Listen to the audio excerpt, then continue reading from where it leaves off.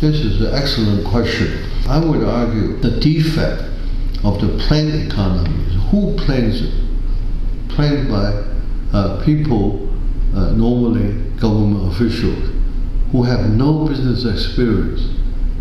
How can they do a good job in planned economy, right? So, be a good planner should be business owner themselves. They should pay attention to what the market needs. Okay, they should pay attention to the cost analysis. They should pay attention to how to convince people using their unique ways of running business. Okay, we have many examples. We just opened our eyes on what are the most fashionable and popular product in the world. Okay? I can guarantee you, not even one is planned by the government under planned economy. The government didn't plan for Coca-Cola or McDonald's hamburger. Yeah. And from other extreme, like from capitalism, how should they change their ideology to come to the point of having business thinking about social life, thinking about environment, but not concentrating on or focusing on making money? So what should be changed in that way? What we must recognize, making money is no sin. Okay? If we still believe in capitalism, then we choose what kind of capitalism. Okay? So that's why state capitalism come into picture. Still allow the business owner to make money, but at the same time making money, they should also pay attention to the benefit and welfare of other people who may be affected by their business. And are these changes should be coming from the government or from people themselves? So is it from down to up or from up to down? Okay. Well, then we talk about very important issue.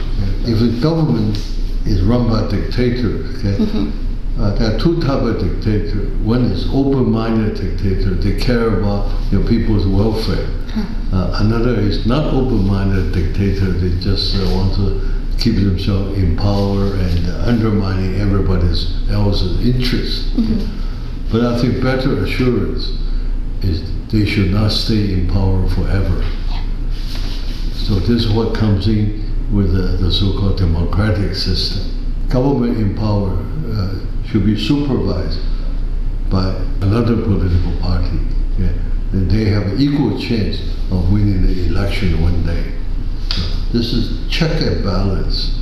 So we do need a check and balance system to make sure the society is moving ahead. Yeah. So commonly known as democracy. Yeah. So if you ask me that question, I'm 100% for democracy. Also 100% for rule of law. Under democratic system, how to pass the necessary laws and regulation. Okay? Not just by one dictator or a group of dictators' will. Have to go through proper legal procedure. And also now we can follow up to the next question, and it is about the level of interaction between states. So what is the most the strongest and the most important level of interaction? Because we know about interaction between societies. So for example, people interaction, interaction between business or non-governmental organizations which have their idea and they share the common idea, or whether it is interaction between the governmental level. So what is the most powerful level of interaction? My consulting group has a simple slogan. It's called leveraging cross-border opportunities. That means it's very important to enhance cross-border cooperation, ways of global economy in the future. Okay? And what does it involve, the cross-border? That involves, first of all, open mind, and also involve, for instance, whatever Taiwan has achieved could be learned by other countries. So that's why I'm promoting a couple of very important ideas right now through my consulting group. One is we should share the agricultural technology with the rest of the world. But by way of doing that, not giving them free, agricultural research, agricultural technology should be kept alive. So that means agricultural technology should be protected by international property law, but when they export those technology to the other parts of the world who needs that kind of technology, would also be able to pay them the correct rightful compensation. Okay? So through these mechanisms, the technology can be shared by other countries, but not stolen the technology. This is a typical cooperation the world needs in the future. The other important aspect is healthcare. Okay? Now we have big problem caused by the COVID-19. Yes. But you never know, in the future maybe another epidemic. Okay? So that's the world we live in. But how do we cooperate through exchanging ideas such as preventive medicine? That this concept should cause a lot of opportunity for international cooperation. Healthcare services, okay? How to take care of the aged people. Country who has know-how should have the opportunity to share that with other countries. Okay? So this is a typical area that human beings are facing lots of common problems. So these are the areas we should collaborate. And also raw material. In many countries, they don't know how to use their raw material. But through international trade, it has become a traditional ways of cooperation. Many, many more. Yes. And I think every area there's an opportunity for international cooperation. Yeah. Yes, and as you have already mentioned, you don't believe that government should play a big role in planning economy and planning people's life, like it should be minimized on the internal level. But what about external level, like in cooperation with different countries? Should the government play a big role, or should it just like not giving the opportunities but preventing obstacles? So what should be the structure of cooperation? We actually have in the past 50 years or even more, we have several international organizations that has very high purpose objective, but I don't know how effective it is. Okay, I think like the United Nations, like World Trade Organization, WHO, World Health Organization, okay, how to make it function better. I think that's still needed. Okay, these international organizations carries value. These ideas are not bad; they are good. But how to make it function better? Okay, I don't think it's functioning very well recently. Okay, like. World Trade Organization is not functioning very well because it didn't prevent the trade war between countries. And the World Health Organization didn't function very well either. Didn't play a good role in preventive medicine. But at the same time, isn't it a new tendency, or is it like temporary down in these organizations? So will there be any changes, or the countries should focus on themselves and not believing in international organizations? Because as you have already mentioned, the international organizations in some point they lost the trust of the governments and states. Let me put it this way. It's better to have this international organization than without those international organizations. But the shortcoming seems to be those organizations not functioning very well. I'm 100% for the keep those organizations, but I think efforts should also be made to enabled to function better for the benefit of the world population. Yeah. Yes, and also I think Russia and China can share like the same view on cooperation in these international organizations. So I would like to know your perspective on Russian and Chinese cooperation. So what do you think brings these two countries close together? Are they friends, partners, or do they just cooperate in the spheres they share the same point of view? So what do you think about it? Well, it's interesting you ask that question because I think you're still thinking about government. Yes. Yeah.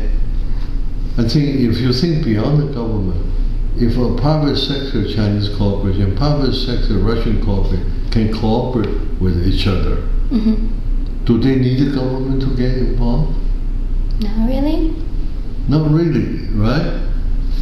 So in the automobile sector, okay, when two private-owned corporations, let's say one German, one United States, they cooperate with each other, let them make their own decision.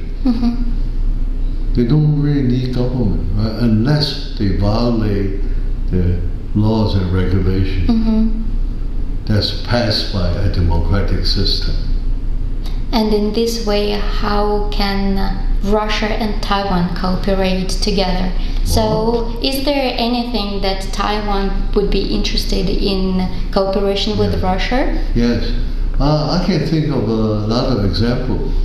Taiwan has very good furniture making operation, right? Yes, and Miaoli is one of the regions very famous for the wooden furniture and wooden materials. Yes. But where is the best wood with the abundant supply in the world? Siberia, right? Siberia. You're right. Yeah. So why there aren't people to cooperate in this area? Okay, to make it easier for Taiwanese companies to use Siberian lumber to make first-class furniture for the world. Okay, I have a consulting group. I would love to facilitate this kind of happening, this kind of cooperation. Okay, I can easily introduce you or your friend from Russia, a furniture making company. They're selling furniture to the world market. And then to explore the possibility of using the abundant supply of lumber in Siberia. So we can work on it. Yeah, we can work on it. We have many areas, healthcare, agriculture, technology, we can all work on that. Yes, I think that the sky is the limit, as you usually say, and you teach us to say. And probably my last question to you would be more broad, and I would like to hear your perspective on what is power, where is power, and what, if you have this in yourself or in the country, what makes you powerful, like on personal level or on social level or in business level, where is power? Power is from the people. And the power is from the mind of the people. Okay. So education becomes very important. You just read my mind. Yeah, education is to enhance the power of the mind. I recognize you as a very intelligent student, and I hope you are the best in learning from Taiwan's development experience, and also give advice what the shortcoming. Yeah. Now let me ask you one question. So you've been in Taiwan for some time now. What's your advice to the younger generation of Taiwan? I think it's not to be afraid of any limitations, to go and explore the world. And I think this is the advice that I would give to people all around the world, because I also believe in education, and you can educate yourself. It doesn't mean like you have to go to the special school or to go to the to abroad to educate yourself, because nowadays there are so many opportunities.